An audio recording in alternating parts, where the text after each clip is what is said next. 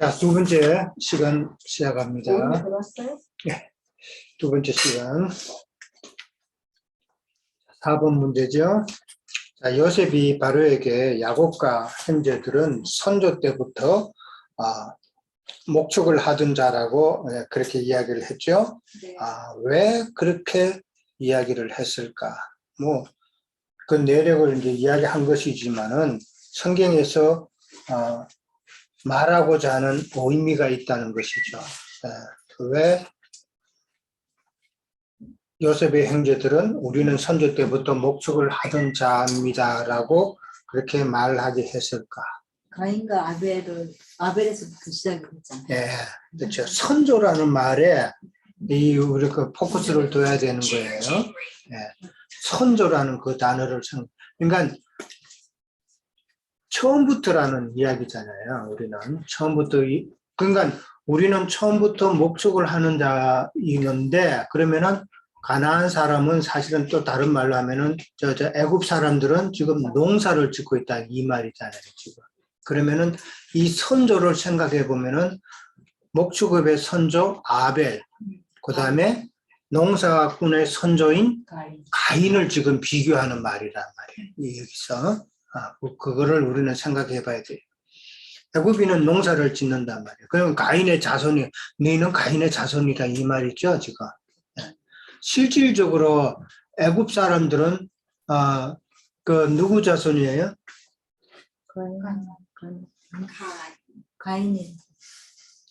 애굽 사람들은 아프리카 그쪽이니까 함의 자손이에요. 함의 자손이에요.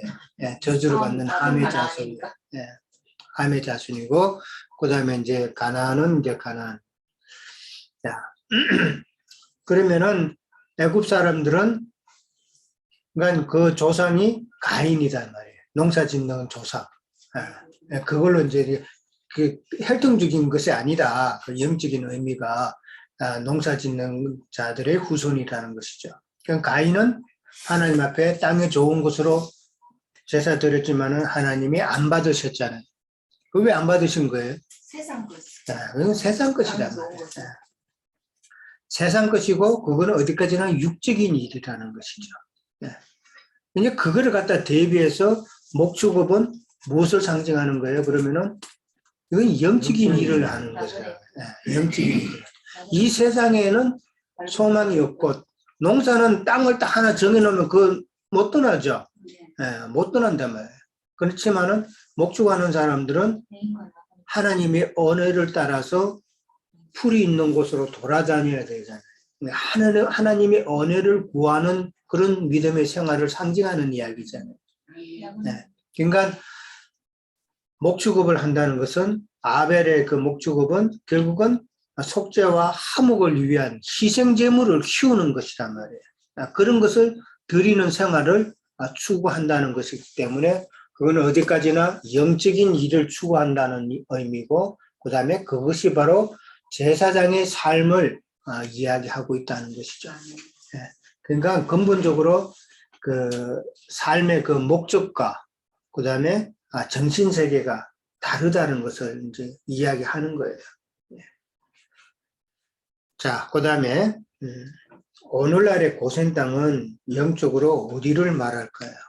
자, 이건 다 아시겠죠? 오늘날의 그 지금 고센 땅에 이제 도착했는데 영적으로 어디예요? 사마리아인들 사는 거예요.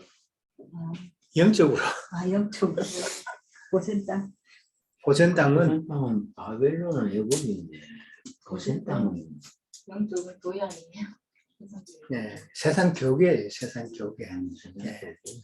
우리가 보면은 세상에 거하다가 처음에 교회라고 발을 디딘 데가 어디예요? 세상 교계잖아요.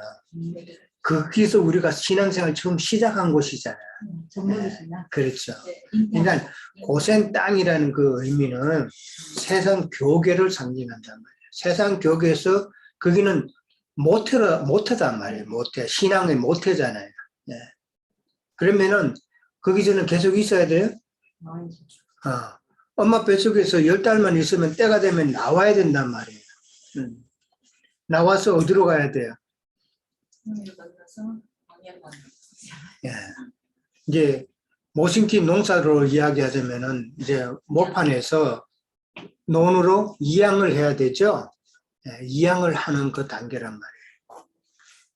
그러니까 영적으로 말하자면은 세상 교계에서 이제는 때가 되면은 장자교회로 이동을 해야 되는 거다. 근데 왜 이동을 못 해요? 우리를 내려서. 왜 이동을 못 해요? 분별이 없기 때문에 분별. 세상에서 좋아하는 네. 거. 하나님의 말씀이 이런 뜻이었구나 하는 그 깨달음과 분별이 없으면은 거기서 세상 교계에서 참 나오기 힘들어요, 사실은. 네. 만약에 우리가 세상 교계에 참 간혹 우리가 이 말씀을 안 듣고 세상 교회에 있었다 그러면은 과연 나오기가 쉽겠냐는 것이죠.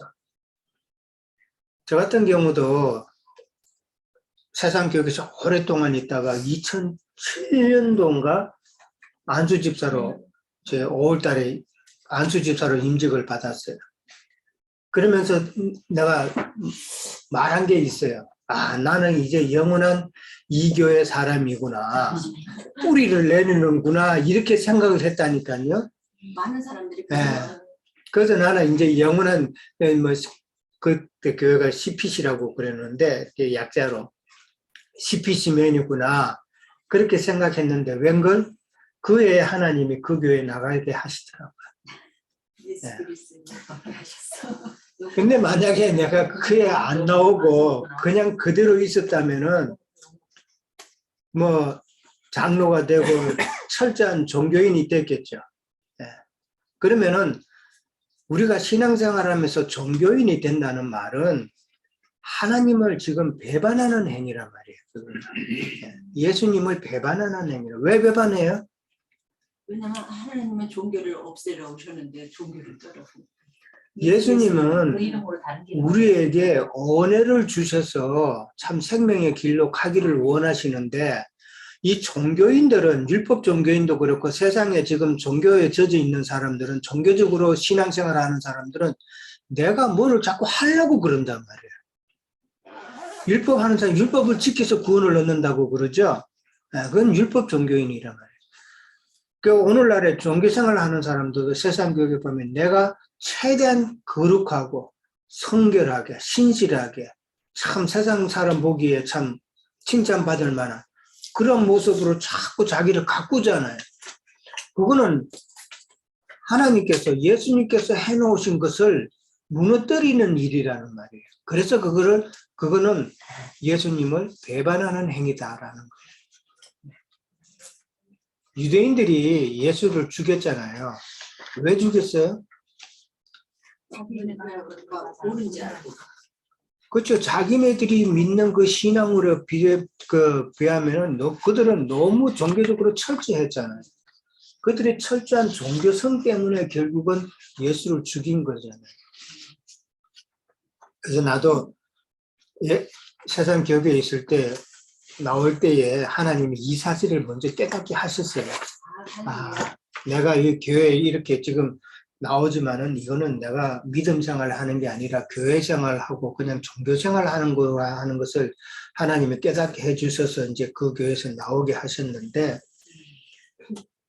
참 많은 사람들이 여기에 쏟고 있다는 거 이해를 해야 됩니다. 그러니까 분별이 된다는 것이 얼만큼 중요한가를 우리는 잘 알아야 돼요. 아브라함이 가나안 땅에 갈대아 우르에서 바벨론 지역이에요. 갈대아 우르에서 하나님이 떠나라고 했을 때에 떠났죠. 그래서 어디로 갔어요? 가나안 땅으로 들어갔죠. 그랬을 때에 가나안 땅에 있는 사람들이 아브라함을 보고 뭐라고 불렀어요? 히브리 사람이라고 불렀죠. 저들은 히브리인들이다라고 그랬어요. 히브리인이란 뜻이 뭐예요? 강을 걷는 자라는 뜻이에요. 강을 건다. 실제로는 무슨 강을 건넜어요? 아브라함이? 요단강이겠죠. 실질적으로 강을 건넜어요. 아브라함이 건넌 강은 유브라데 강이에요. 유브라데 강. 성경에 보면은 네 강이 나오죠. 네. 네 강 이름 혹시 아세요? 역사에도 나오잖아요. 유브라 지브리스. 네, 그거는 역사적인 거고 성경에서 말하는 네 강. 티그리스강, 바이올라강, 자, 메소포타미아, 한번 봅시다. 자, 창세기 2장. 2장. 좀 어려운 말이 나와. 자, 강이 나오는데 네 강이 그 발원지가 에덴이에요. 에덴. 네. 에덴에서 흘러나와 동산을 적시고 거기서부터 갈라져 네 근원이 있는데 2장 10절 같이 봅니다. 첫째가 비손. 자, 첫째 네 그 근원이 됐는데 첫째 이름은 비손이에요.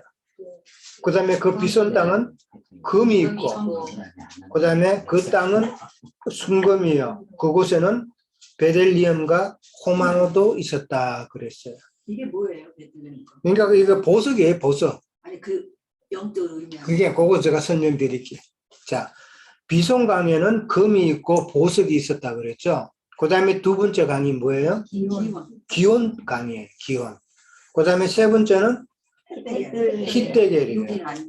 히데겔이고, 그 다음에 네 번째 강은 유브라데 강이에요. 여기서 제일 큰 강이 유브라데 강이야. 그러니까 처음 비손강으로 비손부터 시작해가지고 점점 물이 많아지죠. 물이 많아진다는 말은 무슨 말이에요? 다른 물이 자꾸 섞이는 거 아니에요? 점점 섞인단 말이에요. 그러니까 유브라데 강은 제일 큰 강이라는 것은 다른 지류에서 물들이 다 섞여 내려가기 때문에 제일 큰 강이란 말이에요. 이 영적으로 말하자면은 강은 물은 말씀인데 세상 잡다한 신학이나 교리나 철학이나 뭐 도덕 이런 모든 것이 다 모여서 흘러가는 것이 유브라데 강이라는 말이에요. 거기에 비해서 제일 근원에 가까운 제일 첫 번째 강 비손강은 그 땅에는 금이 있고 보석이 있다. 그 말은 진리의 말씀의 그 센터란 말이에요. 진리의 말씀이 있는 그곳은 바로 보석이 있는 곳이다. 그러니까 그 말이 비손강은 지금 오늘날 우리를 말하자면 이 장자교회란 말이에요. 장자교회를 통해서 우리가 영적으로 이 말씀을 깨닫잖아요. 그러면 지금 우리도 오늘도 이 금 캐는 거예요, 지금. 금 캐고 보석 캐는 거예요. 그걸 깨달아야 되는 거예요. 옛날에 세상 교회에 있다가 조금 더 나은 교회라고 해서 나와서 그 교회에서 한 3년 정도 있었던 교회가 있었어요. 그 교회 목사님 설교도 일반 교회 목사님 설교하고는 좀 달라요. 그래서 어떤 청년이 그 목사님의 설교를 듣고 뭐 옷을 이렇게 감춰서 다닌대요. 왜 그렇게 다니냐 그러니까 목사님 설교가 나한테는 보석이라고 이 보석 안 잊어먹으려고 내가 이렇게 꼭 사고 다닌다는 그 이야기를 그 목사님이 하시더라고요. 그 말이 생각나는데 우리가 진짜 보석을 가지고 있죠. 이 말씀이 우리에게는 참 보석이다라는 그런 의미로 말씀드리는 거예요. 네. 그러니까 성경이 왜 내 강을 그렇게 이야기했나, 왜 유브라데 강이 성경에서는 그렇게 많이 나오는가를 의미를 알아야 된다는 거예요. 세상 교계에서는 아무리 하나님의 말씀을 가르친다고 하고 저희들이 듣는다 하지만은 그들이 마시는 물은 결국은 유브라데 강 물이란 말이에요. 유브라데 강 물이 이게 점점 더 썩으면은 뭐가 돼요? 하수가 되는 거예요. 계속 내려가면. 하수물 먹으면은 죽는 거예요. 옛날에 우리가 잘 일제시대 때 그 안희숙 여사라고 알죠? 네. 죽으면 죽으리라는 그 안희숙 여사가 그 사람이 많은 사람을 전도를 했단 말이에요. 그러니까 어떤 사람이 물었어요. 당신은 왜 사람들을 그렇게 전도하려고 애를 썼냐고 물었단 말이에요. 그랬을 때 그 안희숙 여사의 답이 뭐냐면은 당신은 그러면은 사람이 하수물 더러운 꾸정물 내려가는 그 하수물 있죠. 그거를 누가 마시는데 그럼 그걸 가만히 놔두고 있겠냐고 그 말을 했어요. 아. 안희승 여사가. 마찬가지. 오늘날에도 많은 사람들이 믿는다고 하지만은 결국은 그 하수물을 먹고 있단 말이에요. 거기서 구해내야 되는 것이 우리가 할 일인 거예요. 예. 자, 조금 사이트로 빠졌는데 결국은 고센 땅에서 이제 고센에 정착한다는 말은 모태의 그 신앙의 생명의 씨가 착상되는 거, 엄마 모태에서 그 생명이 착상되는 것과 같은 이치라는 것이죠. 뭐 그 고센에 들어간다는 말. 근데 중요한 사실은 거기에서만 있으면 안 된다는 것. 때가 되면은 반드시 분별이 되어서 하늘의 장작교회로 나와서 거기서 신앙생활을 해야 된다는 거예요. 얼마 전에 우리 수잔 자매가 그 뒤에 텃밭에 옮겨 심는 거를 뭐를 옮겨 심었다 그랬나? 상추를 그 원래 있던 자리에서 그 다른 곳으로 옮겨 심으니까 훨씬 더 튼튼하고 잘 자라더라라고 이야기를 한 적이 있어요. 채소도 입은 그런데 참 우리의 심령도 그러니까 자연을 통해서 우리는 그런 거에서 다 배워야 된다. 그렇게. 자, 그다음에 그렇게 세상 교계에서는 그렇게 분별 안 되는 이유가 이제 그 결국은 그들은 율법 저주나 종교의 저주에 묶여 있기 때문에 그렇다라는 것을 우리는 또 생각해 봐야 돼요. 자, 그 다음에 오늘 본문에 보면은 유다를 이제 야곱이 요셉에게 보내고요. 보내는데 28절에 나오죠. 야곱이 유다를 요셉에게 미리 보내어 자기를 고센으로 인도하게 하고, 이 말은 결국은 유다가 장자권의 권리를 앞으로 상속받을 자라는 것이죠. 그리고 유다가 이스라엘의 왕권을 차지할 것을 미리 암시하고 있는 그런 내용이에요. 그 다음에 이제 드디어 요셉이 자기 아버지 야곱을 이제 만납니다. 야곱을 만나서 얼마 동안 울었다 그랬죠. 그러니까 한참 울었다는 이야기죠. 22년을 만났으니까 얼마나 잘 알겠어요. 그러면서 이제 요셉이 자기 행들과 그 아버지, 그 식구들에게 지도하는, 앞으로 어떻게 하라고 한 지도하는 내용이 나오죠. 뭐라고 그래요? 그러니까 너희들의 직업이 뭐냐고 물으면은 목축하는 자라고 하고 어떻게 대답하라고 이제 다 이제 코치를 합니다. 이 말은 무슨 의미일까? 지금 바로의 마음을 가장 잘 아는 총리 요셉이잖아요. 이 말은 하나님 아버지의 마음을 가장 잘 아는 예수님을 표현하는 거란 말이에요. 그래서 예수님께서 하라고 하신 그 믿음의 길, 가라고 하신 그 믿음의 길대로 가면은 바로 하나님 아버지의 뜻을 잘 이루는 것이다 라는 교훈도 우리는 생각해 볼 수 있는 거죠. 세상 사람들은 이 성경을 통해서 하나님께서, 예수님께서 교훈하시는 그 교훈들을 안 따라가. 이 사실이 많은 사람이 하나님을 믿고 예수님을 믿는다고 하면서 이 성경을 잘 믿고 따라갈 것 같죠? 그건 성경이고 이런 식으로 나와요. 성경이 이렇다 해도 자기가 아는 그 성경 그 신앙관념, 신념이라 그래요. 사람들이 갖고 있는 그 신앙심, 깊은 신앙심, 신념, 이게 구원을 이루는 건 아니에요. 그거 착각하면 안 되는 거예요. 많은 사람들이 오랫동안 교회 생활을 하다 보면은 나름대로의 그 신앙 신앙 그 역사가 기면은 그게 믿음인 줄로 착각하는 경우가 있단 말이에요. 그게 믿음은 아니다. 성경을 제대로 아는 것이 중요하다는 것이죠.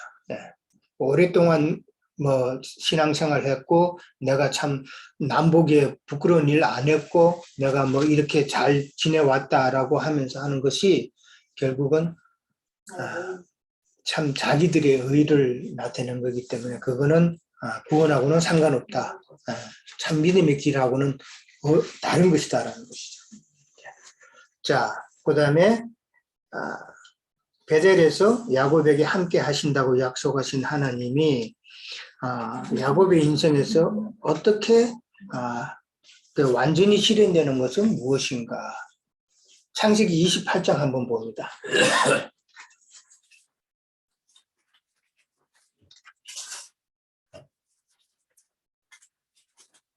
창세기 28장에서 야곱이 베델에서 하나님을 만나죠.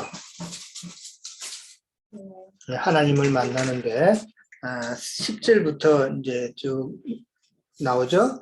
10절부터 보면은 해가 져서 한 곳에서 돌을 가져다가 베개로 삼고 거기서 누워 자는데 거기서 이제 계시가 나오죠. 사닥다리가 땅 위에 서 있고 오르락내리락 가고 쭉 해서 하나님이 나옵니다. 그러면서 14절에 보면은 약속을 하죠. 네 자손이 땅 끝같이 되어 큰 민족을 이루게 한다 그랬어요. 그러고 나서 15절에 보면은 내가 너와 함께 있어. 네가 어디로 가든지 너를 지키며 너를 이끌어 이 땅으로 돌아오게 할지라. 여기서 이미 돌아오게 한다는 약속이 있죠. 예. 내가 네게 허락한 것을 다 이루기까지 너를 떠나지 아니하리라 라고 그렇게 이야기합니다. 자, 그렇게 하면은 야곱에게 있어서 1차적으로 하나님의 약속이 이루어진 사건이 무엇일까요? 1차적. 예, 1차적으로. 1차적으로는 바탄 아람에서 그렇죠. 약속에 내 아내하고 자녀들을 그렇죠. 모양을 네. 얻은 것, 그것이 네. 1차 선택이죠. 헬렬단신으로 참 어렵게 바단 아람에 가서 거기서 많은 연단을 받으면서 20년 동안 고생해서 내 아내를 얻고 자손을 얻고 많은 가축을 얻어서 나오는 것이 일단 그 하나님의 그 약속이 1차적으로 실현이 되었어요. 그거는 완전한 실현은 아니죠. 네. 그럼 완전한 실현은 무엇일까? 그렇죠. 존경하고 그렇죠. 그러니까 야곱이 바단 아람에서 고생한 그것도 물론 중요하지만은 하나님께서 야곱의 인생에 개입해서 지난번에 우리가 나누었죠. 37장에 보면은 야곱의 내력이 이러하니라라고 이야기를 했죠. 예. 내력을 이야기하면서 요셉 이야기가 나온다 그랬죠. 그만큼 야곱의 그 내력 중에는 그 요셉의 그 내용이 중요하다는 것이죠. 왜냐하면 요셉은 영광의 그 영으로 오신 영광스러운 예수님의 모습이잖아요. 예, 그 모습이 있어야 되죠.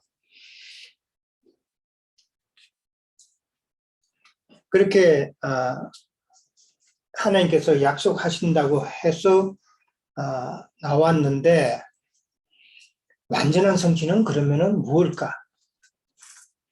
지금 우리가 창세기를 마지막 부분을 이제 쭉 오늘 46장 이제 47, 8, 9 얼마 안 남았는데 마지막을 쭉 보면서 우리가 생각해 봐야 될 게 뭐예요?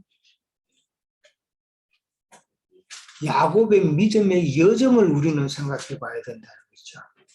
예. 그러니까 야곱의 일생을 통해서 그 다음에 그 인생의 근원, 그 다음에 그 과정, 그 다음에 최종 목적지가 야곱에 있어서는 어디라고요? 가나안 땅 막벨라 구르다. 조상들의 그 열조의 무덤이란 말이에요. 예. 거기서 부활을 기다리는 것이다. 그것이 완전한 실현이단 말이에요. 예. 그러니까 하나님께서 야곱에게 내가 너와 함께하고 반드시 올라오게 하겠다 하는 그 약속의 완전한 그 실현은 야곱이 애굽 땅에서 몇 년을 더 살아요? 17년을 더 살아요. 근데 이게 바로 앞에 섰을 때가 130세예요. 130세, 그러니까 17년을 더 살고 147세에 죽는단 말이에요. 죽고 난 다음에 요셉의 손에 의해서 그 야곱의 시신은 가나안 땅으로 들어간다. 그것이 바로 우리가 이 땅에 태어나서 신앙생활하는 여정을 지금 보여주고 있는 거란 말이에요. 예. 그러니까 야곱의 일생을 통해서 우리의 아까도 이야기했지만은 우리 인생의 그 근원, 우리는 어떠한 자였다라는 것을 먼저 배워야 되죠. 우리는 어떠한 자였다? 야곱은 에서의 발목을 잡고 나온 자란 말이에요. 예. 그런 옛사람의 모습을 우리는 봐야 되는 것이고, 그러고 난 다음에 그 야곱의 그 연단 과정을 우리는 또 봐야 된다는 것이죠. 우리가 믿음 생활을 하면서 참 하나님께 성경에도 그랬잖아요. 우리에게 연단이 없으면은 그건 사생자라 그래서 사생자. 예. 하나님께서 우리를 참 상속자로 여기신다면 우리에게 연단의 과정을 반드시 필요한 거란 말이에요. 우리가 연단받고 시험받고 어려운 가운데 있는 것은 하나님께서 우리를 하나님의 상속자로 인정하셨기 때문이라는 것을 우리는 알아야 되는 거예요. 그 다음에 결국은 또 최종 목적지는 우리는 막벨라 불에 들어가는 것이다. 예수 그리스도 안에 있는 것이 그것이 바로 야곱에게 약속하신 하나님의 그 약속의 완전한 실현이다. 그렇게 이해를 하시면 됩니다. 자, 오늘은 여기까지 합니다. 예. 수고하셨어요, 자매님. 감사합니다. 예.